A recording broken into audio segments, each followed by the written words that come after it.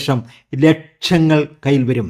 രാജകീയ പ്രൗഢി, അഭിമാനം, അതുപോലെ തന്നെ ഭരണ സാമർഥ്യം, മനക്കരുത്ത്, നീതിബോധം ഇവയെല്ലാം ഇവരുടെ പ്രത്യേകതയാണ്. കുടുംബജീവിതത്തിൽ സന്തോഷവും സമാധാനവും പ്രതീക്ഷിക്കാം. ആദ്യങ്ങളൊക്കെ നടക്കും. നിങ്ങൾ പരിശ്രമിച്ച് സമ്പാദ്യം വർദ്ധിപ്പിക്കണം. സമയദോഷം മാറാൻ ചൊവ്വാഴ്ച സുബ്രഹ്മണ്യ സ്വാമി ക്ഷേത്രത്തിൽ ദർശനം നടത്തി ചൊവ്വാഴ്ച അർച്ചനയൊക്കെ നടത്തുക. അധികാര സ്ഥാനത്തിരിക്കുന്നവരോട് വിനയത്തോടു കൂടി പെരുമാറുക. മറ്റ് വിശ്വാസികൾ അവരുടെ മതാചാര പ്രകാരമുള്ള പ്രാർത്ഥനയൊക്കെ നടത്തുക. രക്തബന്ധത്തിലുള്ളവരുമായി വാക്ക് തർക്കത്തിൽ ഏർപ്പെടരുത്.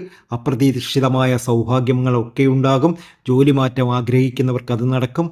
മറ്റുള്ളവർ നിങ്ങളെ ആശ്രയിക്കും. നന്മ ചെയ്യാൻ പറ്റിയ സമയമാണ്. സർവ്വദോഷവും അകലുന്ന സമയമാണ്. ഹനുമാൻ സ്വാമിയുടെ അനുഗ്രഹം ഉണ്ടാകും. ക്ഷേത്രത്തിൽ പൂജിച്ച മാല ഇടരുത്.